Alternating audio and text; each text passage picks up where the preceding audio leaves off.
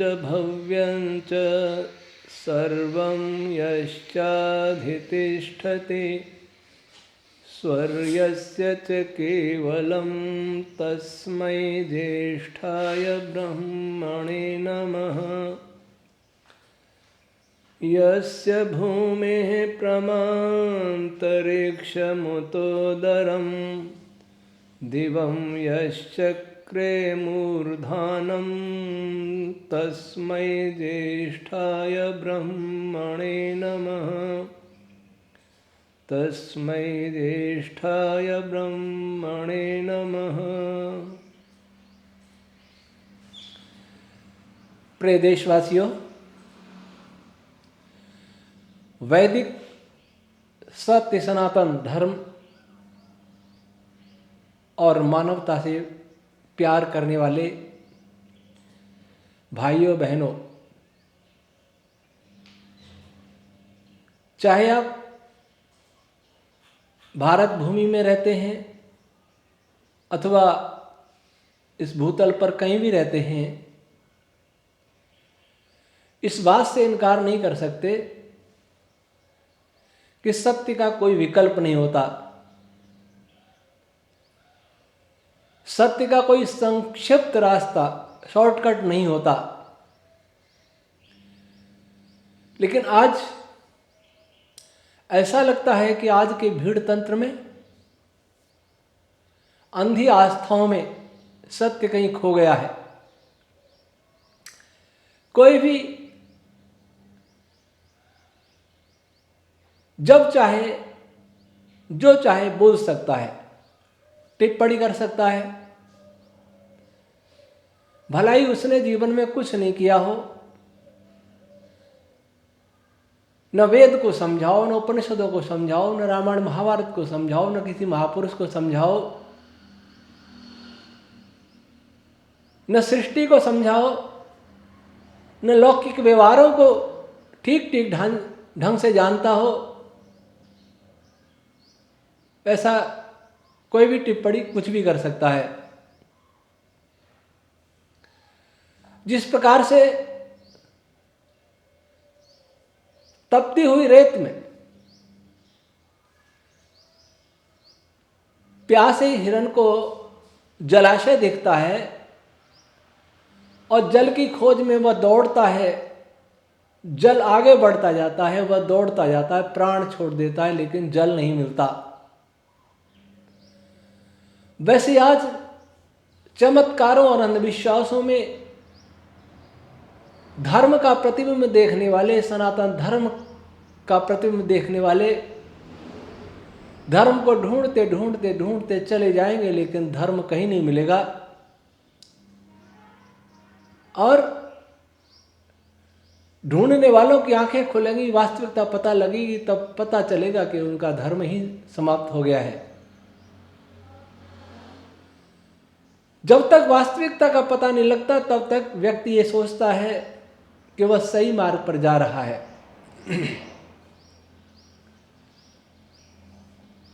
धीरेन्द्र शास्त्री पर जो वीडियो बनाई थी, उस पर कई टिप्पणियां इस प्रकार की थी कि ईसाई धर्म को रोकने के लिए जो कोई कुछ भी करे उसका समर्थन करना चाहिए।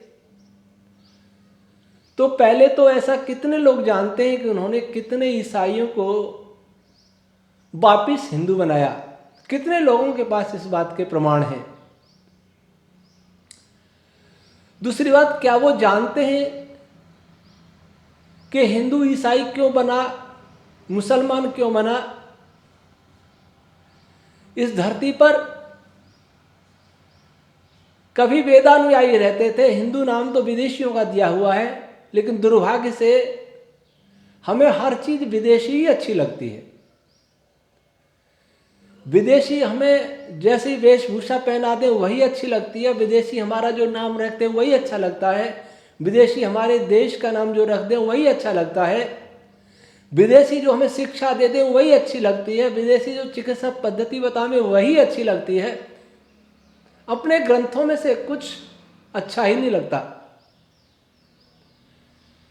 वेद तो किसी धर्म किसी संप्रदाय का, किसी देश का, किसी वर्ग का ग्रंथ है ही नहीं, वो तो सृष्टि का ग्रंथ है, तो उसमें तो आर्य है। लेकिन रामायण महाभारत इतिहास के हमारे दो बड़े ग्रंथ हैं, उनमें हर स्थान पर आर्य है, मनुष्य है, देव है, किन्नर है, गंधर्व है, लेकिन हिंदू मुस्लिम में कहीं नहीं है। महाभारत में यवन शब्द है, लेकिन मुस्लिम, ईसाई, यहूदी, हिंदू ये शब्द है ही नहीं। हर पत्नी अपने पति को आर्य पुत्र ही कहती है, लेकिन फिर भी हमारी आंखें नहीं खुलती। हमने आर्य नाम पर कभी सोचा ही नहीं, चिंतन ही नहीं किया। आर्य शब्द का अर्थ भगवान यास्क ने निरुक्त में कहा है, ईश्वर का पुत्र आर्य होता है, अर्थात ईश्वर की मर्यादाओं का पालन करने वाला आर्य होता है। इसलिए संसार में दो ही वर्ग थे, आर्य और अनार्य। जो ईश्वर की व्यवस्थाओं को मानते थे, जो सृष्टि नियम के अनुकूल चला करते थे, जो वेद के अनुकूल चला करते थे, वे आर्य कहलाते थे, और इसके विपरीत अनार्य कहलाते थे। ये गुणवाचक थे, जाति कोई नहीं थी। आर्य कभी कोई जाति नहीं रही, और दस्यु भी कभी कोई जाति नहीं रही। जाति रही मनुष्य, जो मनु के वंशज मनुष्य कहलाए। अन्य देव, दानव, गंधर्व, किन्नर, राक्षस, असुर, नाग, ऋक्ष, पक्षी, गिरध, बहुत सारी जातियां हैं। ये जाति है, वस्तुतः ये मानव शरीरधारी ही थे। कुछ शरीर के भेद से, कुछ अन्य किसी प्रकार के भेद से वे अलग अलग वर्ग बन गए। जैसे आज मनुष्य के भी अलग अलग वर्ग इस पृथ्वी पर हैं। अफ्रीका के लोग कैसे हैं, चीन के लोग कैसे हैं, यूरोप के लोग कैसे हैं, इतना कुछ अंतर हो सकता है, पर इतना निश्चित है इनमें पारस्परिक वैवाहिक संबंध होते थे। ये वाल्मीकि रामायण से स्पष्ट होता है। रावण के रनिवास में इन सभी वर्गों की कन्याएं थीं। इसलिए इससे ये सिद्ध होता है कि इनमें शरीर भेद, रचना भेद नहीं था। यदि ऐसा होता तो उनसे वंश नहीं चलता। भैंस और बैल से वंश नहीं चलेगा। तो कुल मिलाकर के एक ही प्रकार के शरीर धारण करने वाले थे। कुछ भेद अपवाद था, कहीं भी हिंदू नाम नहीं था। फिर बाद में, क्योंकि भारत में आर्य लोग अधिक रहते थे, वेदानुयायी बहुत रहते थे, इसलिए इस देश का नाम आर्यावर्त हुआ। और धीरे धीरे इस देश की राष्ट्रीयता आर्य हो गई। तो भारतीयों को आर्य कहा जाने लगा। एक गुणवाची शब्द पीछे छूट गया, फिर राष्ट्रवाची शब्द आ गया, राष्ट्रीयतावाची आ गया, आर्य शब्द। तो यहां के निवासियों को ऋषि दयानंद भी आर्य ही कहते थे, और यहां के लोग भी अपने को आर्य ही कहते थे। भले ही वो अनार्य बन गए थे, गुणों से भ्रष्ट हो गए थे, लेकिन नाम से भ्रष्ट नहीं हुए थे। फिर बाद में विदेशियों ने हमें हिंदू नाम दे दिया। किस कारण दिया, मैं उस कारणों में नहीं जाऊंगा, परंतु जरा सोचें कि किसी को अपना नाम पूछने के लिए भी, नाम जानने के लिए भी विदेशियों का मुंह ताकना पड़ता हो, वह क्या हमारे स्वाभिमान के अनुकूल है? आप दूसरे से पूछे मेरा क्या नाम है, तो आपका सम्मान कहां गया, आपका आत्म स्वाभिमान कहां गया? यह कोई विचार नहीं करता। वस्तुतः जो भारत में रहने वाले आर्य कहलाते थे, राष्ट्रीय आर्य, गुणवाची नहीं, वे ही बाद में हिंदू कहे गए। इसलिए मैं नाम के झगड़े में भी नहीं पड़ूंगा, हिंदू शब्द संबोधित करूंगा। तो आर्य कौन थे? जो वेद के प्रति श्रद्धा रखते थे, लेकिन वेद तो छूट गया, परंतु आज भी यह आर्य जो नाम भ्रष्ट हुआ, हिंदू कहलाया, यह आज भी इतना तो मानता है कि वेद हमारा ग्रंथ है। यह नहीं मानता धर्म ग्रंथ है। हिंदू का कोई धर्म ग्रंथ है ही नहीं, वो मानता ही नहीं किसी को धर्म ग्रंथ। कोई कहता गीता धर्म ग्रंथ है, कोई कहता रामायण है, कोई कहता भागवत पुराण है, कोई हनुमान चालीसा कोई धर्म ग्रंथ बना लेगा, कोई सत्यनारायण कथा कोई धर्म ग्रंथ बना लेगा, कोई पुराणों को और किसी पुराण को बना लेगा। कोई एक मत नहीं। हमारे हिंदुओं के पतन का मुख्य कारण ये रहा कि हमने एकता छोड़ दी, हमारा एकत्व तो नहीं रहा। हम मुसलमानों को गाली दें, ईसाइयों को गाली दें, अपने गिरेबान नहीं झांक के देखते कि हम कहां खड़े हैं।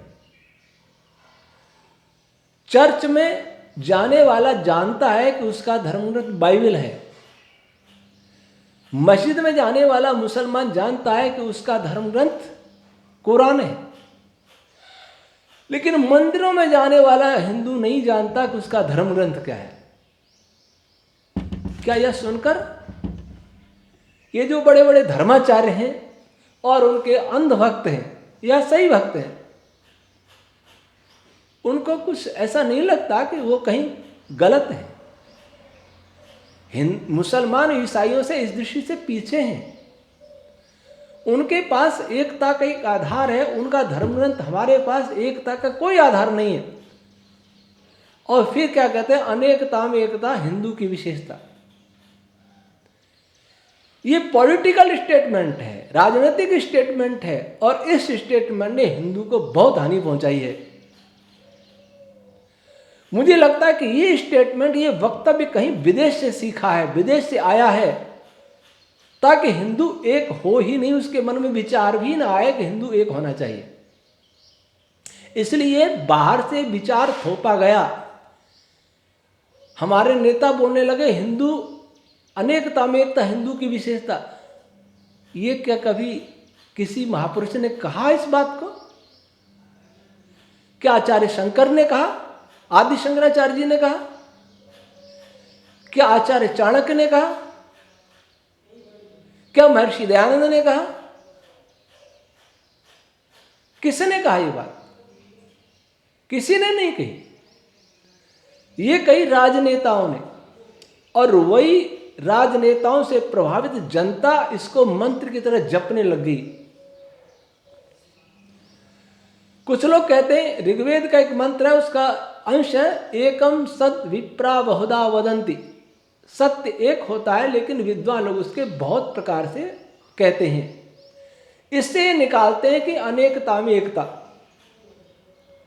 वे इस मंत्र का अर्थ ही नहीं जानते। उन्हें पूरा मंत्र पता ही नहीं होगा मंत्र है क्या। ये किसी ने सुन लिया और वो सुनते सुनाते भेड़ चाल शुरू हो गई।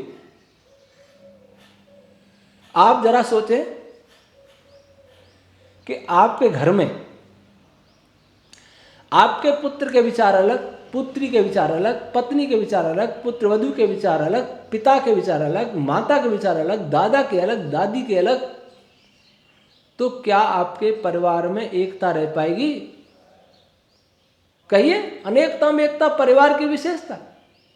जब वहां नहीं रह पाएगी तो देश में कैसे रहेगी, हिंदू में कैसे रहेगी?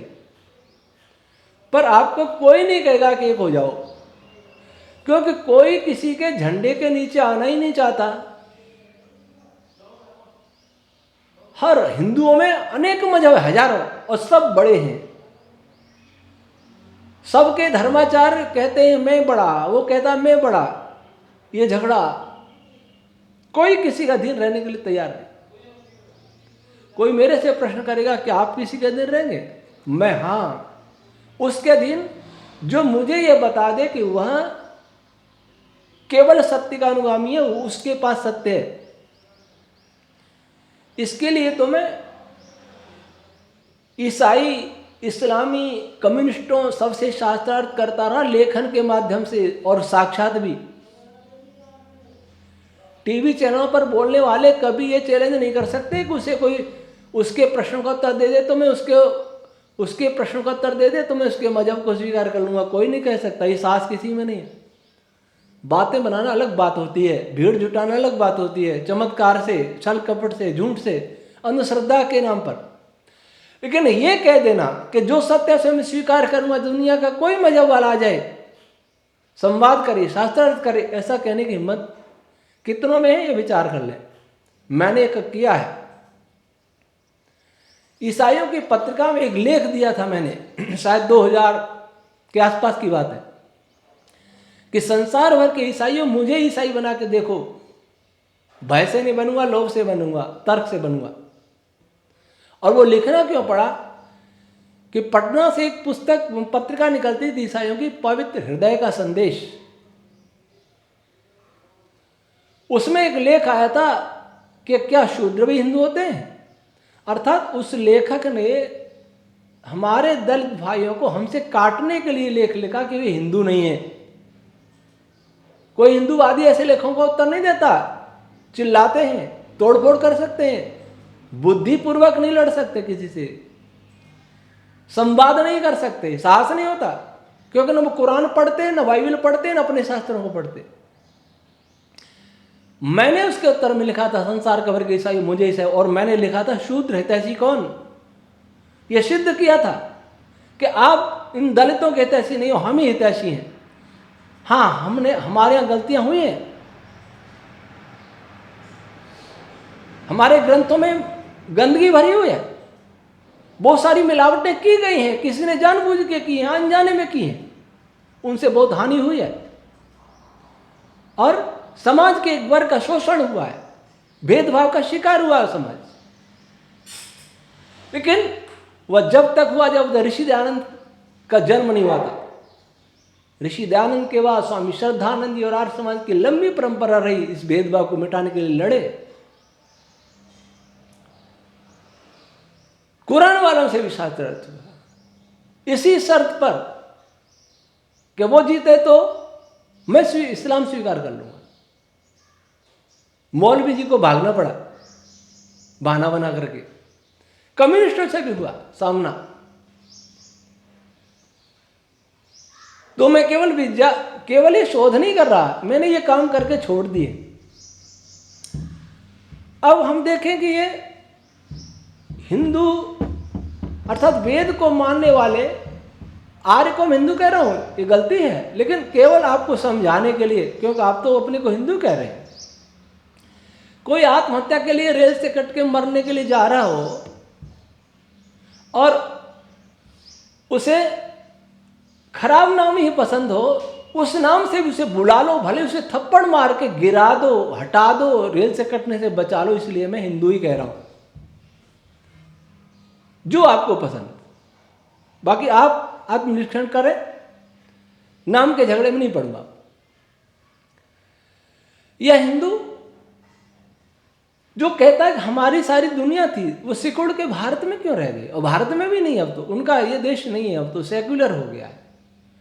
हिंदू दूसरे स्तर का नागरिक रह गया अपने देश में। हर कानून को देखो, संविधान को देखो, दूसरे दर्जे का नागरिक है हिंदू, जिसका यह देश था, होना चाहिए था, उसके कर्मों के कारण उन्होंने एक उपास्य देव की पूजा की। उनका पूजा का एक ही देव है, कोई खुदा है, किसी का प्रभु है, जो भी है, गॉड है, एक है उपास्य देव। हमारे हजारों हैं, 33 करोड़, कैसे एकता रहे? उनके धर्मग्रंथ एक है, हमारे धर्मग्रंथ का पता ही नहीं क्या है, कैसे एकता रहे? ईसाइयों की आलोचना करने वाले अपने सोचे, जो हिंदू की बात करते हैं वे जातियों में बटे हुए हैं। नीचे से चले तो किसी को अपने गोत्र पर अभिमान है, अपने महापुरुषों पर अभिमान है, मैं उनके वंश में जन्मा, उस गोत्र पर अभिमान है, सारे वर्ग पर नहीं। आज की तथाकथित जाति होती है, केवल और केवल जाति होती है मनुष्य। गधा, घोड़ा, खच्चर, ये जातियां हैं, सांप, छिपकली, ये जातियां हैं। राजपूत, जाट, ब्राह्मण, बनिए कोई जाति नहीं है। तो एक जो जिस जात, आज इसके लिए जाति शब्द भी प्रयोग करना पड़ रहा है मुझे। राजपूत जाति, जाट जाति, ब्राह्मण जाति, कुमार जाति, लोहार जाति, ये जातियां नहीं है। हमें मूर्खता पूर्ण तरीके से, धूर्ततापूर्ण तरीके से बांटा गया। और जो जाति अहंकार में रहता है, राजपूत में भी फिर अलग अलग, कोई सब अपने को सुपर मानते। गोत्र फिर उनमें आएंगे, खाप आएंगे। अपनी खाप पर, अपने गोत्र पर अहंकार करने वाले अपने भाई के साथ मिलकर नहीं रह सकते। वो क्या खाप का भला करेंगे, क्या गोत्र का भला करेंगे, पर नहीं सोचेंगे। ये हर के लिए कह रहा हूं, हर किसी के लिए। और जो अपनी जाति पर अहंकार करते हैं, कथित जाति पर, वे गोत्रों में ऊंच नीच का झगड़ा खड़े बैठे हैं। वो मिलके नहीं रह सकते, फिर पूरे समाज का कैसे भला करेंगे। और जो तथाकथित जाति, जो हिंदू की बात करते हैं, हिंदू आज ये हिंदूवादी सारे इकट्ठे हो गए, वे देखें कि वे कितनी जातियों में बटे हैं, कितने मजहबों में बटे हैं, कितना हिंदुओं का भला किया उन्होंने। क्या कथित दलित जो बोला है वो हिंदू नहीं है क्या? उससे भेदभाव कितनों ने छोड़ा है, छुआछूत कितनों ने छोड़ी है, जाति टकराव कितनों ने बंद किए हैं। कहीं राजपूत जाट लड़ रहा है, कहीं जाट गुजर लड़ रहा है, कहीं राजपूत गुजर लड़ रहा है, कहीं यादव और कोई लड़ रहा है, कहीं ब्राह्मण राजपूत लड़ रहा है, कहीं चौधरी और दूसरा लड़ रहा है, कहीं दलित और सवर्ण, कहीं ओबीसी। क्या क्या कर दिया, कौन नहीं लड़ रहे आरक्षण के लिए? तो मरने के लिए तैयार हो जाते, दुश्मन हो जाते।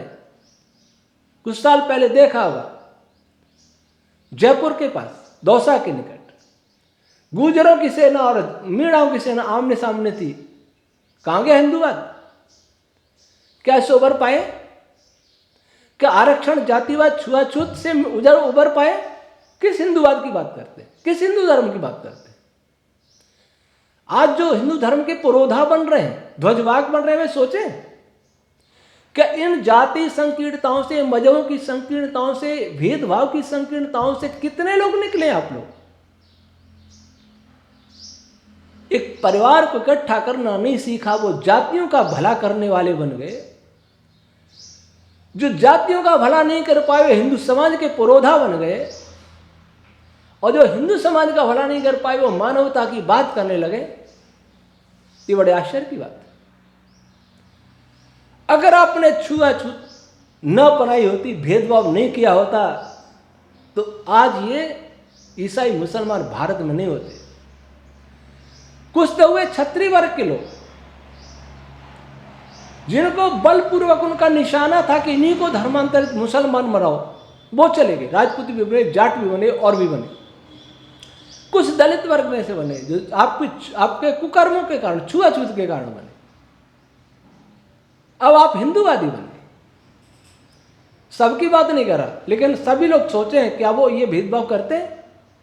मैंने देखा, सरकारी विद्यालयों में देखा, और मैंने तुरंत कहा कि ये क्या कर रहे हो, मैं कभी नहीं आऊंगा विद्यालय में। कई 15 अगस्त के ध्वजारोहण के लिए मुझे बुलाया गया, मैंने वह भेदभाव देखा। मैंने ये क्या है, बंद करो, इसी कारण तो आप गुलाम हुए, फिर हो गए गुलाम, यही चलता रहा तो कोई नहीं सोचता। और ऋषि दयानंद के आने से पहले हमने लोगों को निकालना सीखा था। किसी के हाथ का पानी पी लिया, धर्म भ्रष्ट हो गया। आपने धर्म भ्रष्ट किया, उन्होंने अपनाया, मुसलमान बना, और मुसलमान बन के तलवार चलाई, फिर आपकी का गला काटा। कालाचंद राय ब्राह्मण था, एक सुल्तान के यहां सेना में नौकरी करता था। उसको काला पहाड़ किसने बनाया? किसने हजारों लोगों का कत्ल करवाया उसके द्वारा? इस छुआछूत ने। सुल्तान की बेटी से विवाह करने के बाद उसे धर्म भ्रष्ट घोषित कर दिया गया था। पुरी के मंदिर में घुसने नहीं दिया था। उसी कालाचंद ने काला पहाड़ बनकर के, मुसलमान बनकर के पुरी के मंदिर को तोड़ा था। क्या यह भेदभाव निकला? आज भी जो राष्ट्रवाद की बात करते हैं वो गुरुकुलों में जाएं, उनके गुरुकुलों में आज भी वर्ग विशेष के बच्चे ही पढ़ सकते हैं, आर्य समाज को छोड़ करके। आर्य समाज के गुरुकुल में कोई जाति नहीं पूछी जाती। दूसरे गुरुकुलों में जाएंगे तो ब्राह्मण ही पढ़ेंगे, फिर हिंदुओं की रक्षा होगी? कितने लोग निकल पाए इससे? आरक्षण के विरुद्ध आंदोलन होते रहे, आरक्षण के द्वारा सरकारें, राजनीतिक पार्टियां हिंदुओं को बांटती रही। कितने धर्माचार्य बोले इसके विरुद्ध? न तो छुआछूत के विरुद्ध बोलते हैं, न आरक्षण के विरुद्ध बोलते हैं, क्योंकि यह भी छुआछूत है, राजनीतिक छुआछूत है, सरकारी छुआछूत है, पर कोई नहीं बोलेगा। और ऋषि दयानंद से पहले केवल हमने निकालना सीखा था, जोड़ना नहीं सीखा था। उनको घर वापस की जो बात कर रहे हैं आज, घर वापसी का मार्ग भी ऋषि दयानंद ने सुझाया था। उससे पहले कथित ब्राह्मण कहता था कि नहीं, वापस आ ही नहीं सकता, ऋषि दयानंद ने कहा था। और इसी हिंदू हिंदू करने वालों ने कश्मीर में आर्य समाज के प्रचार पर प्रतिबंध लगवाया था। तब पादरी जॉनसन ने कश्मीर में आकर राजा को चैलेंज किया था कि आपका कोई हिंदू पंडित मेरे से शास्त्रार्थ कर ले। आप जानते हैं किसने बचाया था राजा को? शायद राजा का नाम प्रताप सिंह जी था या गुलाब सिंह जी था, मैं थोड़ा भ्रांत हो रहा हूं। अगर कश्मीर के महाराजा ईसाई बन गए होते तो सारा कश्मीर ईसाई बन जाता, जो हिंदू थे। किसने बचाया? चमत्कार ने नहीं बचाया। कोई साधु बाबा चमत्कार करने नहीं गया था वहां, कोई प्रदर्शन नहीं गया था। जानते आप कौन गया था? आर्य समाज का सिपाही गया था, पंडित गणपति शर्मा, शास्त्रार्थ महारथी, गुप्त वेश में गए थे, क्योंकि आर्य समाज के प्रचारक को जाने की छूट नहीं थी। उन्होंने ईसाई को चैलेंज किया और जब पादरी जॉनसन वहां से भागा और कश्मीर महाराजा ने उनको धन्यवाद दिया, तब आर्य समाज का प्रचार भी वहां शुरू हुआ। तो पंडित गणपति शर्मा जी ने हजारों ईसाई, हजारों हिंदुओं को ईसाई बनने से रोका, चमत्कार से नहीं, शास्त्रार्थ से रोका। स्वामी श्रद्धानंद जी ने 1.5 लाख मलकानों को, मुसलमानों को वापिस राजपूत बनाया, हिंदू बनाया। कौन सा चमत्कार किया? सच्चाई बता करके उनको लौटाया, उनको गले लगाया, इसलिए वापस लौटे। और हमारा परिवार, हमारा गांव भी उनके मिशन में सम्मिलित था। वे सोच ले बोलने वालों ने क्या किया जो कमेंट कर रहे हैं? हमने किया, आजादी की लड़ाई में भाग लिया। तो स्वामी श्रद्धानंद जी ने भी चमत्कार नहीं किया था, कोई चमत्कार नहीं दिखाया था, किसी को उठा पटक नहीं करते थे। पंडित लेखराम जी ने कितने लोगों को मुसलमान ईसाई बनने से बचाया। स्वामी श्रद्धानंद जी इस शुद्धि के कारण ही बलिदान हो गए। एक नेता ने, ईर्ष्यालु नेता ने मुसलमानों को कट्टरपंथियों को भड़का करके स्वामी श्रद्धानंद जी में गोली मरवा दी, पर कोई नहीं बोला। और ईर्ष्यालु नेता ने कहा कि अब्दुल रशीद तो मेरा भाई था, ये तो होना ही था। पंडित लेखराम, बेटा चला गया, चलती रेल में से कूद पड़े, कोई विधर्मी नहीं बनने पाए, जाकर के चैलेंज किया शास्त्रार्थ का, तब बचे। उन्होंने बचाया, हिंदुओं को ईसाई और मुसलमान बनने से रोका। कादियों में जाकर के शास्त्रार्थ के लिए भिड़ जाते थे, उससे कितने शास्त्रार्थ किए। उन दिनों मुसलमानों के मुस्लिम विद्वान हिंदू देवी देवताओं पर कटाक्ष करते हुए, व्यंग्य करते हुए निरंतर लेख लिखते थे, पुस्तकें लिखते थे। कोई धर्मध्वज नहीं आता था उनका उत्तर देने लिए। आर्य समाज के विद्वानों ने इनको उत्तर दिया, इसी में मारे गए, शहीद हो गए। लेखराम जी शहीद हुए, महाराज राजपाल शहीद हुए, कितने शहीद, बहुत लिस्ट लंबी है। जब निजामाबाद में हिंदुओं पर अत्याचार हो रहा था, तब भी कोई चमत्कारी बाबा वहां नहीं पहुंचा, तब भी आर्य समाज ने आंदोलन किया, कितने ही शहीद हो गए और निजाम को झुकना पड़ा।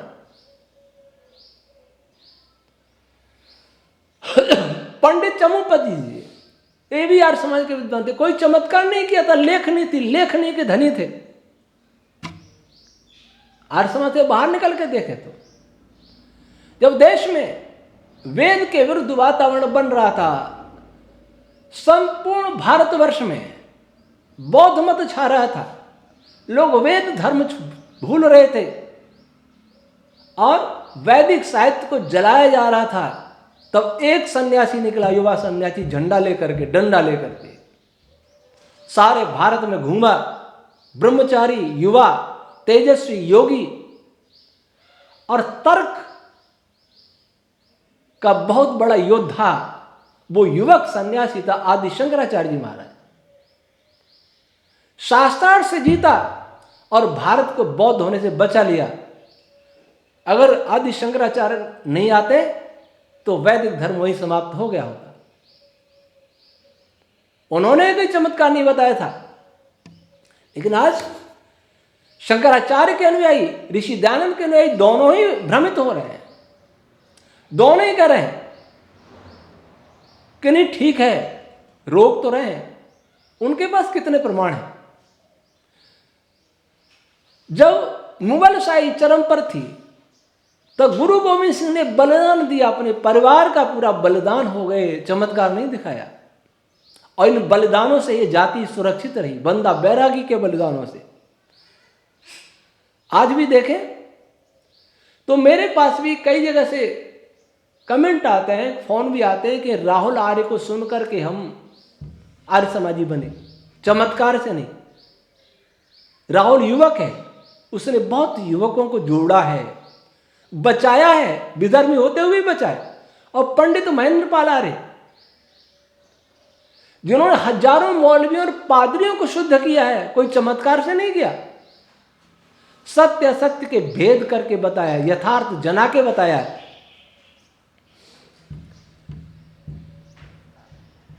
लोग सोचते हैं और कोई कोई कमेंट भी करता है कि आप भी इस युद्ध में आइए, घर वापसी अभियान में। मैं जिस कार्य को कर रहा हूं उसे करने का वर्तमान भारतवर्ष में और विश्व में कोई धर्माचार्य सोच भी नहीं सकता। गीता को पढ़ के देखे, भक्त 4 प्रकार के होते हैं। उनमें सर्वश्रेष्ठ भक्त होता है जो ज्ञान से भक्त बनता है। तो मैं ज्ञान से सारी दुनिया को वेद मार्ग पर लाना चाहता हूं। और याद रखें, ज्ञान से बढ़ के कोई पवित्र वस्तु संसार में नहीं है। भगवान कृष्ण जी ने गीता में कहा है, नहीं ज्ञाने न सदृशम पवित्रम इह विद्यते। वेद न हिंदू का है न भारत का है, वेद संपूर्ण सृष्टि का ग्रंथ है। पृथ्वी की दृष्टि से देखें तो संपूर्ण मनुष्यों का ग्रंथ है। इसको भी तो हमने छीन लिया, पढ़ने से रोक दिया। स्त्री नहीं पढ़े, शूद्र नहीं पढ़े, सबके अधिकार छीन लिए। कभी बोला इसके ऊपर उन्होंने? जब सर्वोच्च न्यायालय ने लिव इन रिलेशन, समलैंगिकता जैसे पापों को वैध घोषित किया, तब कोई बोला धर्माचार्य? किसी ने चमत्कार नहीं किया। अगर चमत्कार कर देता, जज की बुद्धि बदल देता, तो ये पाप कानून तो नहीं बनते। नहीं बोलेंगे। 2-3 साल पहले जब सारी दुनिया में एक महामारी के नाम से झूठ बोला गया, देश और दुनिया को बंधक बना दिया, जेल खाना बना दिया, जेल खाने से भी बुरी स्थिति बना दी। कुछ डॉक्टर लोग बोल रहे थे, विश्वराज चौधरी, तरुण कोठारी, डॉक्टर अमर सिंह आजाद और कुछ बोल रहे थे। साधुओं में से कितने बोले? मेरे कितने वीडियो सुन सकते हो। स्वामी रामदेव जी बोले, कुछ तो बोले। तब ये चमत्कारी कुछ नहीं बोले। मेरे हिंदू भाइयों बहनों, आपको पूरी सच्चाई मालूम ही नहीं है कि आपके ऊपर क्या क्या खतरा है। कुछ लोग धर्मांतरण करके हिंदुओं को, आपके भाइयों को, बहनों को अलग करने का प्रयास कर रहे हैं। ये तो आपको दिख रहा है और दिखना भी चाहिए। और जो इसको रोक रहा है, कैसे भी रोक रहा है, वो धन्यवाद का पात्र है। धीरेन्द्र कृष्ण शास्त्री रोक रहे कि नहीं मुझे नहीं पता, रोक रहे तो धन्यवाद का पात्र है, कोई भी रोक रहा है धन्यवाद का पात्र है। लेकिन समस्या मात्र इतनी सी नहीं है, समस्या इससे अधिक गंभीर यह है कि अगर ईसाइयों में से और ईसाइयों में कोई और चमत्कारी आ जाए तब, तो फिर वो चमत्कार दिखा करके वापिस उनको ईसाई बना देगा, तब आप क्या करेंगे? तो क्या चमत्कारों की प्रतिस्पर्धा करनी है? जरा सोचें। और अगर आपका धर्मांतरण नहीं हो, नाम भी रहे, काम भी रहे, और धीरे धीरे आपके संस्कारों में ईसाइयत अंग्रेजियत आ जाए, तो फिर आप क्या करेंगे? जो हिंदू हिंदू की बात कर रहे हैं वे अपने अंदर ध्यान में बैठ के सोचें, क्या उनके अंदर आर्यत्व तो बचा है जिसको वह हिंदुत्व कहते हैं? क्या उनके अंदर हिंदुत्व है? क्या किसको कहते हो? तो कोई ये भी यही कहेगा कि ज्यादातर लोग क्या कहते हैं कि हिंदू एक जीवन शैली। कौन सी जीवन शैली? जीवन शैली का भी एक रूपरेखा होती है। उस जीवन शैली में क्या यज्ञ का स्थान है? क्या योग का स्थान है? क्या गाय का स्थान है? क्या वेद का स्थान है? क्या ऋषियों का स्थान है? किसका स्थान है? अहिंसा का स्थान है? सत्य का स्थान है? ब्रह्मचर्य का स्थान है? अस्तेय का स्थान है क्या? नहीं, तो फिर कौन सी जीवन शैली? किसको कहते हो हिंदुत्व? हिंदू राष्ट्र बने भी तो उसका आधार क्या होगा? कौन सा धर्म ग्रंथ होगा? कौन सा संविधान होगा? ये कभी सोचा? पहले ये सोच लो। देश आजाद होने से पहले हम लोगों ने सोचा नहीं कि हमारा संविधान कैसा बनेगा, इसलिए विदेशी उधार ले लिया और आज उसका परिणाम भोग रहे हैं। अपने देश से नहीं सीखा, विदेशियों से सीखा, और फिर आपको यही सीखना पड़ गया क्या हिंदू राष्ट्र में भी कि हमारी रीतियां नीतियां क्या होंगी, अर्थ नीतियां क्या होंगी, वित्त और रक्षा नीतियां क्या होंगी, गृह नीतियां क्या होंगी, शिक्षा नीति क्या होगी, चिकित्सा नीति क्या होगी, विज्ञान क्या होगा, टेक्नोलॉजी कैसी होगी? ये कहाँ से सीखोगे? कौन बताएगा? उन्हीं से लोगो, उन्हीं से उधार लोगे या आग्रह पूर्वक हाथ जोड़ के निवेदन करोगे उनसे कि हमें टेक्नोलॉजी दो, हमें शिक्षा दो, हमें दवाइयाँ दो, हमें ये दो, हमें वो दो। उन्हीं से याचना करोगे। जिन ईसाइयों को गाड़ी दे रहे हो उन्हीं से याचना करोगे, यूरोप से करोगे, अमेरिका से करोगे। हुआ कैसा हिंदुत्व? जिसके पास अपना कुछ भी नहीं है, क्या वो स्वाभिमान से जी सकता है? किस हिंदुत्व की बात कर रहे हैं? इस हिंदुत्व को बचाना है तो जागो और मूल को पहचानो। आपका हिंदुत्व वास्तव में आर्यत्व है, वेद से प्रारंभ होना चाहिए और वेद में ही समाप्त होना चाहिए। बीच में अन्य ग्रंथ आ जाएंगे ऋषियों के। ये भगवान मनु की भूमि है, ये भगवान शिव की भूमि है, ये भगवान विष्णु भगवान ब्रह्मा जी की भूमि है, ये देवर्षि नारद की भूमि है, ये राजा मानधाता की भूमि है, महाराजा हरिश्चंद्र की भूमि है, श्री राम की भूमि है, श्री कृष्ण की भूमि है, वशिष्ठ विश्वामित्र गौतम कपिल कणाद पतंजलि की भूमि है, महर्षि अगस्त की भूमि है, महर्षि भारद्वाज की भूमि है, ऋषि दयानंद की भूमि है। जब तक आप ये नहीं समझेंगे तब तक आपका हिंदुत्व कैसा नाम का हिंदुत्व? काम हम सब गोरों के कर रहे हैं। अपने परिवारों में देखो, आपके बच्चे बच्ची कैसे कपड़े पहनते हैं, कैसे संस्कार हैं, कैसे पर्व मनाते हैं, क्या हिंदी भाषा से प्यार करते हैं या किसी राज्य भाषा हो, लोकल भाषा उससे प्यार करते हैं या अंग्रेजी से प्यार करते हैं? कौन सी शिक्षा पढ़ते हैं? किस चिकित्सा को लेना पसंद करते हैं? क्या वे पुराने बुजुर्गों की बातों पर विश्वास करते हैं? क्या उनमें श्रद्धा रखते हैं? वो धोती वाले को अधिक सब समझते हैं कि पैंट को टाई वाले को अधिक सब भी समझते हैं? यही पता लग जाएगा कि आप हिंदू हैं कि ईसाई हैं विचारों से।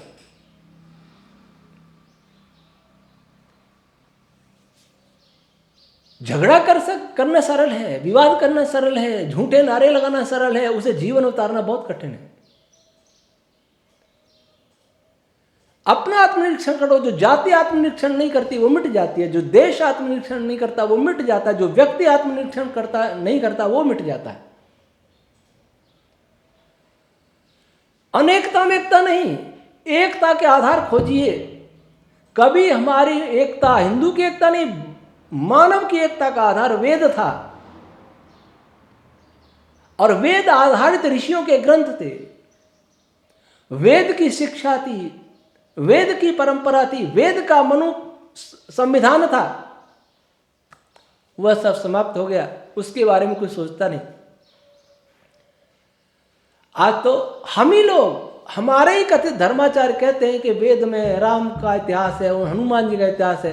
अभी राम भद्राचार्य जी का कोई वक्तव्य सुना, सुप्रीम कोर्ट में कहा था, सुप्रीम कोर्ट ने पूछा कि क्या वेद में अयोध्या का प्रमाण है? तो उन्होंने बोल दिया हाँ प्रमाण है अथर्ववेद में, अष्टचक्रा नवद्वारा देवानाम पूर्व अयोध्या, इसे अयोध्या सिद्ध कर दी। धन्य हो राम भद्राचार्य जी। होंगे व्याकरण के विद्वान पर वेद तो नहीं आता, आपसे कुछ भी नहीं आता।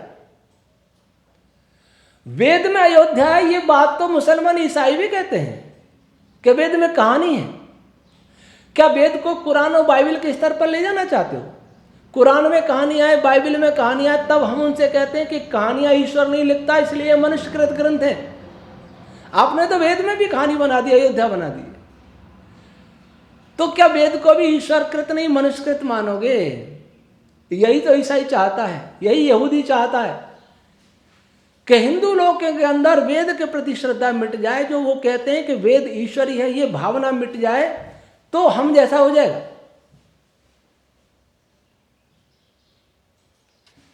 वे चाहते हैं कि जो स्थान कुरान बाइबल का है वही वेदों का भी हो जाए, उसमें भी किससे कहानी वाला सिद्ध हो जाए, तो फिर वेद का विज्ञान समाप्त हो जाएगा, वेद की ईश्वरीयता समाप्त हो जाएगी, मिट जाएगी। क्या हमारे हिंदू आचार्य भी यही चाहते?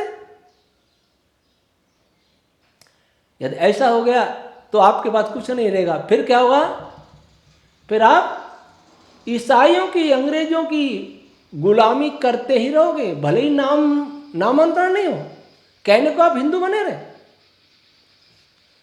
उन्हीं की शिक्षा पाने के लिए विवश रहोगे, उनकी चिकित्सा लोगे, आयुर्वेद से विश्वास उठ जाएगा, वेद से, अपने पूर्वजों से विश्वास उठ गया है। इसलिए तो भारत गुलाम हो गया है, गुलाम है। अंग्रेजों ने 200 साल में जो बदला, मुसलमान 700 साल में नहीं बदल सके।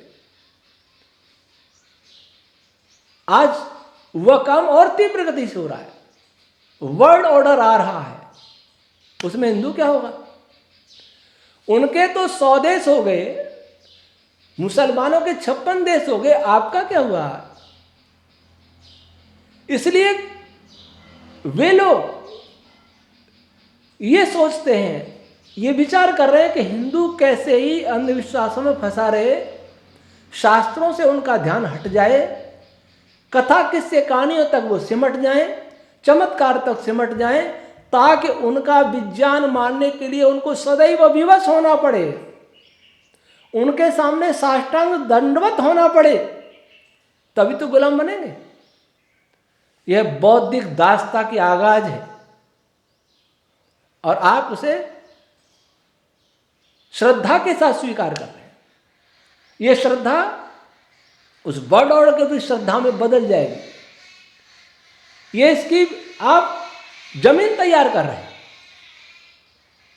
विदेशी सभ्यताएं आकर के हमारी हिंदू सभ्यता को मिटा दें, इसके लिए आप भूमि तैयार कर रहे हैं। और आप सोच रहे हैं कि हम संख्या बढ़ा रहे हैं, हम रोक रहे हैं धर्मांतरण को। संख्या आपकी जो हो जाए, भारत से बाहर आप नहीं जा सकते, और भारत के 25 करोड़ मुसलमानों को आप नहीं बना सकते। अब कोई हमसे पूछे आप क्या कर रहे हैं? वेद के, मैं उनसे पहले पूछता हूं कि मंदिरों के ऊपर करोड़ों के सोने के कलश चढ़ाए जाते, आपने वैदिक विज्ञान अनुसंधान के लिए आज तक क्या दिया? वीडियो देख लेना, नकारात्मक सकारात्मक कमेंट कर देना, बस इससे हो गया आपका कर्तव्य। आपने क्या किया? आप में से कितने लोगों ने पूछा कि आप इस प्रकार का रिसर्च कर रहे हैं, इसके लिए हम क्या सहयोग करें? क्या आप में से किसी के पास धन नहीं? मंदिरों में धन भरा हुआ है, वह धन किस काम के लिए है? क्या वहां रामायण का अध्ययन होना है? वेद का नहीं होता तो कोई बात नहीं, क्या रामायण का अध्ययन नहीं होना चाहिए? क्या महाभारत का अध्ययन नहीं होना चाहिए? क्या भारतीय विज्ञान ज्ञान का अध्ययन नहीं होना चाहिए? क्या वेद की पाठशालाएं नहीं होनी चाहिए? और वेद की आप पाठशाला हैं तो केवल वेद पाठ तक सीमित है। क्या वेद इतना ही है कि उसका पाठ कर लो, उसकी दक्षिणा ले लो, आजीविका चलाते रहो? कब तक चलेगा? वेद के प्रति श्रद्धा जब मिट जाएगी तो वेद पाठशालाएं बंद हो जाएंगी। आप जिन मंदिरों चमत्कारों की बात कर रहे हैं, इस पर प्रसन्न हो रहे हैं। मुझे भय है कि मंदिर भी कहीं इस भारत भूमि में समाप्त न हो जाए। इन अंधविश्वासों को देख करके बहुत से पढ़े लिखे नास्तिक बन रहे हैं, कुछ मुसलमान बन रहे हैं, ईसाई बन रहे हैं। कर्नाटक में गुलबर्गा से एक युवक का फोन आया था। हिंदुओं के अंधविश्वासों को देख करके 25 युवक इस्लाम में जा रहे थे। तब उस युवक ने उन युवकों को मेरे YouTube चैनल वैदिक फिजिक्स देखने के लिए कहा कि इस्लाम स्वीकार करने से पहले इस चैनल को देख लो। उन्होंने हमारे चैनल को देखा, वो 2500 युवक मुसलमान बनने से बचे। फिर वो कम्युनिस्ट हो रहे थे। तब मुझे उस युवक ने फोन किया कि उनको क्या कहूं। मैंने कहा मेरी ईश्वर अस्तित्व और उसके स्वरूप की वैज्ञानिकता ये वीडियो दिखाओ। फिर वो कम्युनिस्ट होने से भी बचे। यह मेरा काम जहां हिंदुओं का पोषक होगा, वेद का पोषक होगा, वहीं जितने भी वेद विरोधी हैं, नाम किसी का नहीं लूंगा, उनकी जड़ों में एसिड डालने का काम करेगा। धीरे धीरे सूख जाएंगे सब संप्रदाय, वेद ही बचेगा। क्योंकि वेद ही मानव का ग्रंथ है। वेद हमको मनुष्य बनना सिखाता है। मनुर्भव नहीं कहता हिंदू मनो, मनुष्य बनो। और मनुष्य वह है जो सत्य और असत्य को सोच करके कार्य करता है, वह मनुष्य कहलाता है। जिन ऋषि दयानंद ने अंधविश्वासों के विरुद्ध लड़ते लड़ते जहर पी के, प्याले पी के बलिदान हो गए, उन्हीं ऋषि का नाम लेने वाले क्या कर रहे हैं? कर्नल अकाल्ट और मैडम ब्लेवोस्की थियोसॉफिकल सोसाइटी के संस्थापक थे। अमेरिका ऋषि दयानंद का आमंत्रित किया, ऋषि दयानंद नहीं गए। वही लोग मेरठ में आके मिले और अंत में थियोसॉफिकल सोसाइटी का आर्य समाज में विलय भी हो गया। लेकिन जब उन्होंने थियोसॉफिकल वालों ने अपने चमत्कार बताने प्रारंभ किए, ऋषि दयानंद ने उनसे संबंध विच्छेद कर लिया। लेकिन आज ऋषि दयानंद का नाम लेने वाले क्या कर रहे हैं? मैं सभी हिंदू धर्माचार्य कहलाने वालों से अपील करता हूं, आप कथा कर रहे हैं करिए, मंदिर बना रहे बनाइए, इसकी जरूरत नहीं है बनाइए, पर मंदिरों में वेद पाठशालाएं अवश्य बनाए। आपकी बात। और आप जो भी कर रहे हैं करिए, आपको पैसा चाहिए, यश चाहिए, मुझे कुछ नहीं चाहिए। जो कूटनी की बात करते हैं वे शायद आचार्य चाणक्य से प्रेरणा लेने की बात करते हैं। आचार्य चाणक्य छल कपट से नहीं बनता है। विश्व का सबसे बड़ा सम्राट चंद्रगुप्त मौर्य, उनका प्रधानमंत्री आचार्य चाणक्य घास की झोंपड़ी में रहता है। वह कूटनी की बात करने का अधिकारी है। बड़े बड़े भव्य आश्रमों में रहने वाले, वायु विलासों में जीने वाले क्या चाणक्य की बात करेंगे? सोचना भी नहीं चाहिए। आचार्य चाणक्य बहुत महान थे। उन जैसी सादगी सीखे, उन जैसा ज्ञान विज्ञान सीखे, तब उनकी जैसी नीति अपनाने का विचार करें। आज तो किसी नेता को भी कहते हैं चाणक्य है, छली कपटी चाणक्य। चुगलखोर नारद, नाचने गाने वाला, रास रचाने वाला कृष्ण, भांग पीने वाला शिव। क्या हमने परिहास करके रख दिया अपने महापुरुषों को? इसी बात पर परिहास करते मुसलमान, ईसाई, कम्युनिस्ट, किसी को चिंता नहीं होती। जब वे परिहास करते उत्तर देने उनका कोई नहीं आता। आज करें हमने ईसाई बनने से रोक लिए, कोई करा मुसलमान बनने से रोक लिए। दयानंद सेवाश्रम आर्य समाज का वनवासी चंचलों में काम कर रहा है, कितने जनजाति लोगों को ईसाई बनने से रोक रहा है। चमत्कार नहीं कर रहा, शिक्षा दे रहा है। वे लोग 7 समुद्र पार करके आते हैं, अपने विद्यालय चलाते हैं, चिकित्सालय चलाते हैं, उनको आर्थिक सहायता देते हैं। आपने कितनों को दी? कितने गरीब हिंदुओं को आर्थिक सहायता दी? कि वो चमत्कार से बचाना चाहेंगे गरीबों को? देना कुछ नहीं। किस प्रकार से गंदे रोगी सबकी सेवा करते हैं, तब बनाते हैं ईसाई। आप सोचते हैं बातों से हम ईसाइयों को हिंदू बना लेंगे? आरएसएस भी वनवासी अंचलों में अपने विद्या आश्रम चला रहा है, वो भी इस काम में सक्रिय हो रहा है, धर्मांतरण रोक रहा है, चमत्कार नहीं कर रहा है, शिक्षा दे रहा है, अन्य कुछ सुविधाएं दे रहा है, प्रयास कर रहा है। आर्य समाज भी प्रयास कर रहा है। आपने कितने रोगियों की सेवा करने का सोचा? आपने कितने भूख मरते लोगों को अन्न पहुंचाने का मन में विचार आया? आपने कितने गरीबों को वस्त्र पहनाए? आपने कितनों को दवाइयां दी? आपने कितनों को शिक्षा दी? केवल बातों से आप धर्मांतरण नहीं रोक सकते। जो ज्ञान का भूखा है उसे ज्ञान दीजिए, जो पेट का भूखा है उसके पेट की अग्नि शांत कीजिए, जो सर्दी से ठिठुरता है उसको वस्त्र दीजिए, जो रोगी है उसे औषधि दीजिए, करुणा अपनाइए। ईसाइयों की करुणा भले ही छल के लिए, हमें मूर्ख बनाने के लिए, पर है तो सही। इसी प्रकार वो छल करके बना तो रहे, आप क्या कर रहे हैं? पोस्ट डाल देंगे, किसी के पक्ष में खड़े हो जाएंगे, श्रद्धा के नाम पर खड़े हो जाएंगे, कूटनीति के नाम पर खड़े हो जाएंगे, पर मैंने जिन जिन के नाम लिए, क्या उन्होंने ऐसा कुछ किया? दुख इस बात का, आज इस हिंदू समाज में न ज्ञान का कोई मूल्य है, न तपस्या का कोई मूल्य है, न सत्य का कोई मूल्य है, न वेद का मूल्य है, न ऋषि मुनि महापुरुष किसी का भी मूल्य नहीं। चमत्कार मूल्य, और चमत्कार को श्रद्धा से जोड़ा जाता है। सिद्धियां योगी के लक्षण है, योगी को प्राप्त होती है, वाक्पटु लोगों को नहीं, वैभव विलास में जीवन जीने वालों को नहीं। एक ने पूछा योगी के लक्षण। योगी वीतराग होता है, न किसी राग रखता न द्वेष रखता है। योगी पूर्ण ज्ञानी होता है, पूर्ण ज्ञानी परमात्मा है, लेकिन योगी की प्रखर मेधा होती है, ऋतमरा प्रज्ञा जाग उठती है। योगी वेदों को समझने की क्षमता रखता है।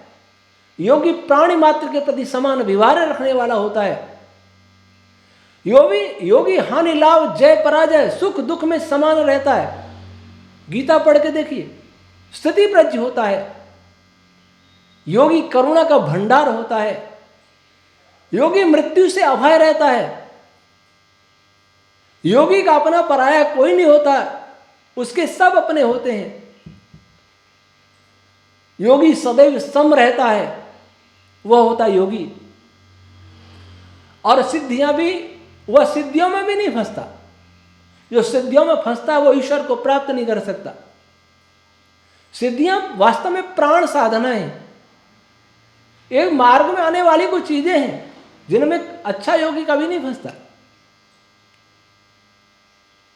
श्री राम, मर्यादा पुरुषोत्तम श्री राम जी लंका गए, रावण को कोई चमत्कार बता देते, जैसे धीरज साथी उठा उठा के पटकता है, वैसे वो भी रावण को उठा के पटक देते, रावण तो अपने सीता जी को लौटा देता, पर नहीं किया। और ऐसा करना संभव होता है। उठा के ही पटकना है तो उसको पटको ना जो देश के दुश्मन बाहर बैठे हैं, जिस दिन उनको पटक दो। और किसी को, आज यूक्रेन और ये वर्ल्ड विश्व युद्ध हो रहा है, रूस को सब देशों ने घेर लिया, जाके उनको पटको ना, जाके उनके राष्ट्राध्यक्षों को, सेनाध्यक्षों को, जो युद्ध तो बंद हो जाए। कितना पर्यावरण प्रदूषण हो रहा है, नई नई बीमारी पैदा कर रहे हैं, नए नए वायरस बना रहे हैं दुष्ट लोग, उनको उठा के पटके ना तो हम भी माने हाँ बहुत बढ़िया, अच्छा चमत्कार हुआ, पर नहीं सोचेंगे। अंधश्रद्धा, श्रद्धा आवश्यक है, श्रद्धा बिना मनुष्य पशु बन जाता है, लेकिन अंधश्रद्धा व्यक्ति को ऐसा बना देती है, उसे सत्य का ज्ञान कभी होता ही नहीं। और सत्य से बड़ा कोई धर्म नहीं है। मर्यादा पुरुषोत्तम श्री राम ने कहा सत्यमेव ईश्वर लोके, उपनिषद ने कहा नहीं सत्यात परो धर्म न नृतात पातकम परम। परंतु आज कोई शास्त्र किसी को नहीं चाहिए, झूठ छल कपट चाहिए। झूठ छल कपट से मिली हुई विजय नहीं होती, वो पराजय में अवश्य बदलती है। यदि कोई पीतल की चमक को से मोहित होकर उसे सोना समझ ले, उसे कभी सोना प्राप्त नहीं हो सकता। और दूसरे सोना ले जाते हैं, क्योंकि वो तो पीतल को सोना ले मान के बैठ जाते, दूसरे सोने लूट ले जाते हैं। वही हमारा होगा और वही हो रहा है। हमारे देश में विदेशी चोर घुसता रहा, हमारे धन को लूटता रहा, हमारे विचारों को लूट लिया, हमारे संस्कारों को छीन लिया, हमारे बुद्धि में डाका डाल दिया, पर फिर भी हमें अकल नहीं आई। क्यों नहीं आई? क्या बुद्धि हमारे अंदर रही नहीं। हमें ऐसा फुसफुसिया जीव बना दिया, ऐसा मूढ़ बना दिया कि हमें चेतना ही नहीं है कि क्या करना चाहिए क्या नहीं करना चाहिए। मंदिरों में, मस्जिद में जाएगा वो कुरान पढ़ेगा, मंदिर में जाएगा क्या करेगा? पूजा करके घंटी बजा के और प्रसाद चढ़ा के आ जाएगा, क्या मिला? वहां जाके अपने धर्म को समझता तो है, जैसा भी वो मानता उसे समझता तो है, जानता तो है, उसे सिखाया तो जाता है। मदरसों में आपके यहाँ क्या होता है, कभी सोचा? नहीं सोचेंगे, क्योंकि हिंदुओं ने सोचना तो कब से ही छोड़ दिया। यदि सोचते तो 700 वर्ष मुसलमानों के गुलाम नहीं रहते और 200 वर्ष अंग्रेजों के गुलाम नहीं रहते, 75 वर्ष काले अंग्रेजों के गुलाम नहीं रहते। काले अंग्रेज भी हमारे ही हैं, पर विचारों की धारा उधर से आ रही है।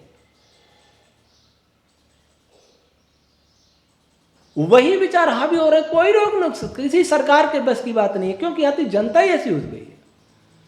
जनता चाहती है वैसा ही सरकारें करती हैं। कोई सरकार जनता से विमुख होने का रिस्क नहीं ले सकती। जो हमारे देश की जनता में ही पश्चिमी मानसिकता घुस गई हो, पश्चिमी दास्ता घर कर गई हो, तो सरकार क्या करेंगी? सरकार को दोष क्यों दें? और फिर इन कुछ साधु लोगों ने उनको कुंठित कर रखा है। वो ऐसे फंसाते कि वो आगे सोचना ही नहीं चाहते। यही तो तुलसीदास जी ने रामचरितमानस में भी लिख दिया कि कलयुग में वेद मत छोड़ के नए नए पंथ अपना रहे हैं, पर तुलसीदास जी की बात भी नहीं मानी। रामचरितमानस को लखनऊ में जलाया गया, कितनों को पीड़ा हो रही है। रामचरितमानस में कुछ गलतियां उन्हें निकाले, जो प्रश्न को उठा रहा उसे सुने, ध्यान से सुने। और बौद्धिक युद्ध में बौद्धिक हथियार ही प्रयोग होनी चाहिए, लड़ाई झगड़े नहीं। अगर कोई हमारी कमी बताता है, हमें शांति से सुननी चाहिए, लड़ना नहीं चाहिए। यदि उसकी बात सही है तो हमें अपनी कमी दूर करना चाहिए। यही न्याय है, यही धर्म है। वो हमारी कमी बताए, हम 2 कमी उसकी बतावें, ये कोई धर्म नहीं है।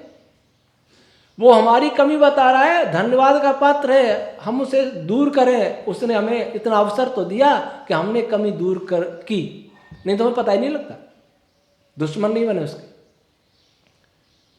उसमें कमी है तो आप भी उसकी बताओ, नहीं माने तो कोई बात नहीं, लेकिन आत्मरक्षा के लिए सदैव तैयार रहो। मस्जिद को देखेंगे सुरक्षा की दृष्टि से बनाई जाती है, मंदिर को देखेंगे तो सुरक्षा दृष्टि कोई नहीं होती उसमें। भविष्य आपके मंदिरों, हमारे मंदिरों के लिए अच्छा नहीं दिख रहा मुझे।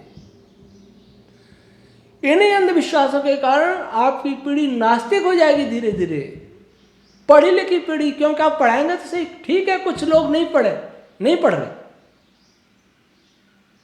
लेकिन जब उनकी पीढ़ी पढ़ेगी, मैकाले की शिक्षा पढ़ेगी, तो उनके मन में इस हिंदुत्व, मंदिर, इनके प्रति कोई श्रद्धा नहीं रहेगी। इसलिए आप ऐसा कुछ करके जाइए कि उनकी श्रद्धा बनी रहे। अपने शास्त्रों को वैज्ञानिक सिद्ध कीजिए, ऋषियों को वैज्ञानिक सिद्ध कीजिए, इन चमत्कारी बाबाओं को समझाइए, खुद भी समझिए कि वो भी पढ़ें और शास्त्रों को बचा लें। यही सबसे बड़ा चमत्कार है। मैं इसी काम में लगा हूं। मैं तो इन सब का रक्षक हूं, चौकीदार। जब वेद पर आक्रमण करता है तो ये कोई बाबा नहीं आएगा बोलने के लिए, अग्निव्रती बोलेगा। जब हिंदुओं के महापुरुषों पर कोई कीचड़ उछालता है तो अग्निव्रती बोलता है, ये कोई बाबा नहीं बोलेंगे। इनको कथाओं से, चमत्कारों से पैसा लूटना, जनता को शिष्य बनाना, शिष्या बनाना, इससे फुर्सत ही नहीं। जब कोई वामपंथी वैदिक या भारतीय संस्कृति सभ्यता पर चोट करता है, उसका उत्तर भी हम ही दे सकते हैं, ये नहीं दे सकते। ये लड़ सकते हैं, ये कोस सकते हैं, तो वामपंथी है। कोसने से काम नहीं चलेगा, लड़ने से काम नहीं चलेगा। विचार का उत्तर विचार होना चाहिए, भाषा का उत्तर भाषा होना चाहिए, हथियार का उत्तर हथियार। आज संपूर्ण विश्व में वैचारिक उथल पुथल हो रही है, वैचारिक आक्रमण हो रहे हैं। महर्षि ब्रह्मा जी पर आक्रमण हो रहा है, महादेव शिव पर आक्रमण हो रहा है, हमारे विष्णु पर आक्रमण हो रहा है, श्री राम श्री कृष्ण पर आक्रमण हो रहा है। आप सो रहे हैं, आप तो अंधश्रद्धा में फंसे हुए हैं, आपको कोई भान नहीं है। और विदेशी यही चाहते हैं कि आपको भान रहे नहीं। आपने तो जिससे श्रद्धा का क्लोरोफॉर्म सूंघ लिया है। श्रद्धा नहीं, वो अश्रद्धा है।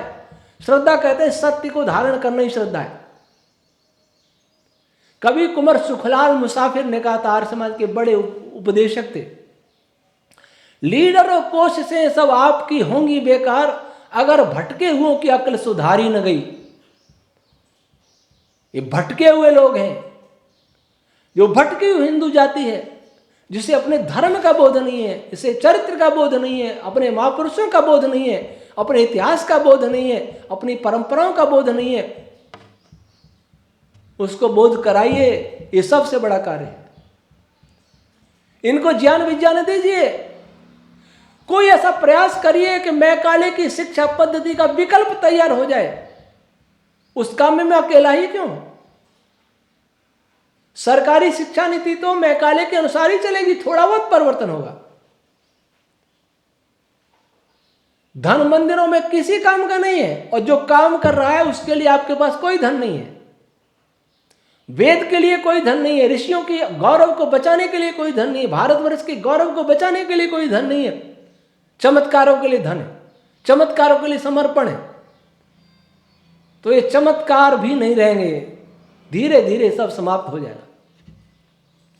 तब आपको याद आएगा कि मैं जो कह रहा हूं सही कह रहा हूं। तब आपको याद आएगा किसी अग्निव्रत ने कहा था, वो सत्य था। अगर बात मान लेते तो आज ये स्थिति नहीं होती। ऋषि दयानंद की बात मान लेते तो आज हिंदुओं की दुर्गति नहीं होती। उसी समय कर्म से वर्ण व्यवस्था बन जाती, जन्म से जाति व्यवस्था समाप्त हो जाती। उसी समय से वैदिक धर्म राष्ट्र धर्म हो जाता। उसी समय से वेद हर भारतवासी नहीं, मानव का धर्म ग्रंथ बन जाता। उसी समय से एक ईश्वर की उपासना शुरू हो जाती। तो आज हिंदू समाज को ये सब नाटकबाजी नहीं करनी पड़ती, और करनी पड़ रही है, ये दुर्भाग्य है। इससे बचना कुछ नहीं है। लगेगा आपको कुछ समय के भीड़ इकट्ठी हो रही है, ये भीड़ तो मक्का मदीना में भी इकट्ठी होती है। आज भीड़ की जरूरत नहीं, आज बुद्धि की जरूरत है। एक बुद्धिमान आदमी दुनिया को बेवकूफ बना सकता है, बना रहा है। एक बिल गेट सारे देशों के राष्ट्राध्यक्षों को नचा रहा है, वहां से बोलता है, वो सब हम करते हैं। भीड़ की जरूरत नहीं है, बुद्धि की आवश्यकता है। बुद्धि को वो बुरे काम में लगा रहे, हम अच्छे काम में लगा हुए, तो बुरे कामों वालों को उत्तर दे सके और अपनी अस्मिता को बचा सके। आज इस हिंदू जाति का, भारत माता का, मानवता का हर अंग घायल हो रहा है। और जब उस मर्ज ही दवा मान ली जाए, ये मर्ज है, मर्ज रोग है ये, उसी को दवा मान ले तो उसका कोई उपाय नहीं। कभी मैंने एक भजन लिखा था, आज भारत माता का हर अंग छलनी हो गया, आज मनुष्य समाज का हर अंग छलनी हो गया, क्या करूं जब मर्ज ही इसकी दवा समझी गई। हे प्रभु अब तो बचा लो, नैया डूबी जा रही। आज मर्ज को दवा समझ लिया। जब रोगी अपने रोग को ही दवा समझ ले, उसका कोई इलाज नहीं कर सकता। जब कोई अपनी मूर्खता कोई बुद्धिमानी समझ ले, उसको कोई बुद्धिमान नहीं बना सकता। और जब कोई देश गुलामी को ही गौरव समझ ले, तब उसको कोई स्वतंत्र नहीं करा सकता। आज ये सभी हमारे अंदर दिखाई दे रहे। वर्ल्ड ऑर्डर को हम अपने लिए शुभ मान रहे हैं, उसका स्वागत कर रहे हैं, तो कौन हमें स्वतंत्र कराएगा इससे। जब हम झूठ छल कपट कोई धर्म समझ रहे हैं, तब कौन सत्य की स्थापना करेगा। जिसकी स्थापना करने के लिए अनेक महापुरुषों ने इस धरती पर जन्म लिया, आज उसी की भूमि पर, उसी भारत भूमि पर, आर्यवर्त भूमि पर सत्य की चिता जलाई जा रही है, उन्हीं महापुरुषों के वंशजों के द्वारा। याद रखो, मीठी दवा रोगी को ठीक नहीं करती। सत्य को जब तक नहीं पचाया जाता, सत्य को जहां नहीं पचाया गया, इतिहास बताता है वहां विनाश हुआ। भीड़ से सत्य का निर्णय नहीं होता, भीड़ हितकारिणी हो यह भी आवश्यक नहीं है। विभीषण अकेला था लंका में, रावण को समझाने वाला। कुंभकर्ण ने भी समझाया, नहीं माना रावण, लेकिन नहीं माना तो कुंभकर्ण अपने अलग हो गया। विभीषण विरोध करते रहे और ये कहा, सुलभा पुरुषा राजन सततम प्रियवादिन अप्रियस्य तु पथ्यस्य वक्ता श्रोता च दुर्लभ। हे राजन, संसार में मीठा मीठा कहने वाले चाटुकार बहुत होते हैं, प्रिय मीठा बोलने वाले बहुत होते हैं, लेकिन जो कड़वा है, सत्य हितकारी ऐसे बोलने वाले वक्ता भी दुर्लभ है, श्रोता भी दुर्लभ है। रावण ने अपने भाई की बात नहीं मानी और भाई ने साथ छोड़ दिया, श्री राम जी के पास आ गया और लंका का क्या हुआ सब जानते हैं। सत्य के न मानने से क्या परिणाम निकला। और जो लंका बच गई तो विभीषण के छोड़ने के कारण बची। विभीषण भी वहां रहता तो वो भी मिट जाते। इसलिए भाई हो चाहे कोई हो, सत्य के लिए सबको छोड़ देना चाहिए।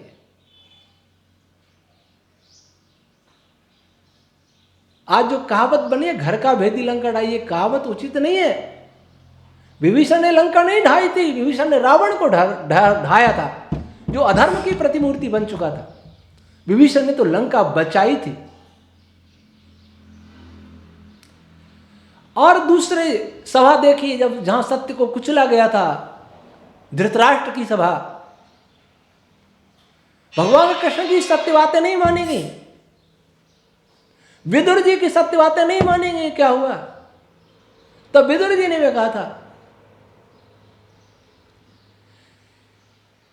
कि राजन, रोगी को कड़वी औषधि अच्छी नहीं लगती, वैसे ही आपको भी मेरी वाणी अच्छी नहीं लगती, लेकिन कड़वी औषधि जैसे रोगी को ठीक करती है, स्वस्थ करती है, वैसे मेरी वाणी भी आपको, इस हस्तिनापुर को स्वस्थ करेगी, बचाएगी।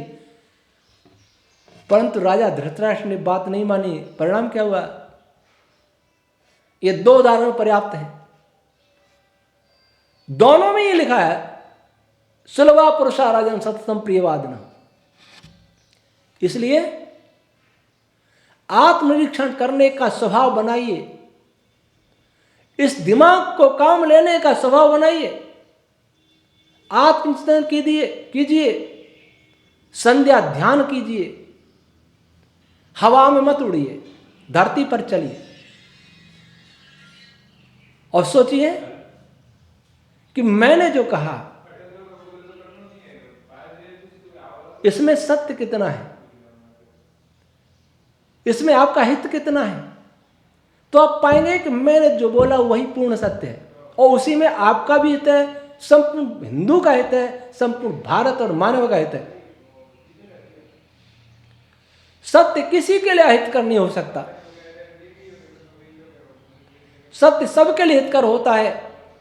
कड़वा लग सकता है, लेकिन अंततः उसका हित ही करता है।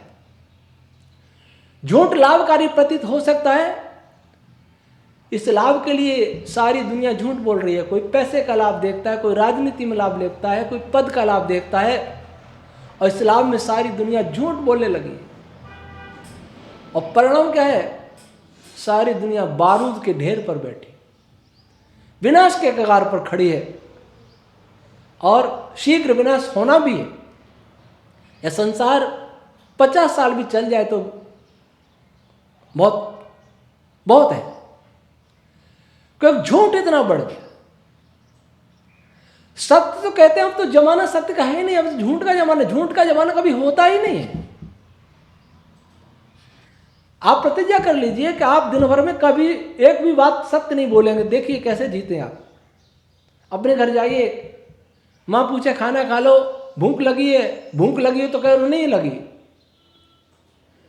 दुकान पर जाइए, ग्राहक बोलेगा कि शक्कर है कि नहीं, हो तो कह दिए नहीं है, और नहीं है तो कहिए हाँ। देखिए कितना व्यापार चलेगा। जो भी चल रहा है वो सत्य से ही चल रहा है। अगर झूठ बिल्कुल निकाल दिया जाए तो सारा संसार सुखी हो जाए, और सारा झूठ बोला जाए, सत्य बिल्कुल निकाल दिया जाए तो संसार क्षण भर में समाप्त हो जाएगा। इसलिए वेद ने लिखा, सत्य नो तभिता भूमि सत्य न तपते रवि। सत्य पर ही भूमि टिकी हुई है, सत्य से ही सूर्य प्रकाशित होता है। ये हमारा बोला गया झूठ सारे पर्यावरण को नष्ट कर रहा है। इसका परिणाम होगा भयंकर अकाल, बाढ़, सूखा, भूकंप, सुनामी, चक्रवात, तूफान और सोलर विस्फोट। बहुत सारे कारण हैं, लेकिन उसमें झूठ भी एक बहुत बड़ा कारण है। पिछली महामारी के नाम पर झूठ बहुत बोला गया। इसका परिणाम देखिए, 2-3 साल में पृथ्वी पर कितना जलवायु परिवर्तन हुआ, और उसको भी झूठ बोलकर उसको दूसरा रूप दे रहे हैं। लेकिन उन असुर शक्तियों के विरुद्ध बोलने का न किसी में साहस है, और न उनकी योजनाओं का इनको पता लगता है। ये ऐश्वर्य और प्रमादों में मस्त है। भक्त मंडली देखकर एक खुश हो जाते कि हमारे बहुत हजारों भक्त हैं, लाखों भक्त हैं, करोड़ों भक्त हैं, कोई काम नहीं आएंगे। जब विनाश की भीषण लीला धरती पर होगी, प्रकृति की, ईश्वर की, कोई किसी के काम नहीं आए, कोई किसी को बचाने वाला नहीं होगा। इसलिए सत्य का आश्रय लीजिए, सत्य बोलिए, सत्य मानिए, सत्य जानिए, सत्य बोलने के लिए प्रेरित कीजिए, और हर काम, ऋषिदानंद का हर काम धर्मानुसार, अर्थात सत्य और असत्य को विचार करके करने चाहिए। बिना सत्य और असत्य के विचार किए, बिना हित और हित के विचार किए कोई काम मत करिए। मृग मरीचिका की तरह, हिरण की तरह पागल होकर मत दौड़िए। सोचिए, ठहरिए, देखिए, कि आप जो कर रहे हैं वो वास्तव में उचित है? अगर आपका आत्मा निर्दोष है, आपका आत्मा स्वस्थ है, मन शांत है, ज्ञान का प्रकाश है, तो आपको अवश्य प्रतीत होगा कि जो हो रहा है वो रास्ता देखने में अच्छा है लेकिन अच्छा नहीं है। राहें जो खूबसूरत नजर आ रही हैं वे तबाही के घर ले जा रही हैं। जो रास्ते अच्छे दिख रहे हैं वो बर्बादी के रास्ते हैं, बर्बादी को ले जा रहे हैं, दिखने में अच्छे हैं। एक सुंदर पगडंडी, दोनों तरफ पुष्प, सुंदर सुगंध आ रही है, फल दिखाई दे रहे हैं, फलों का भी सुंदर सुंदर गंध सुगंध आ रही है, लेकिन नहीं पता आपको कि वो पगडंडी किसी मौत के कुएं की तरफ तो नहीं ले जा रही, किसी नरभक्षी शेर की गुफा की ओर तो नहीं ले जा रही, किसी बड़े विषधर के बिल की तरफ तो नहीं ले जा रही, आपको कोई पता नहीं है।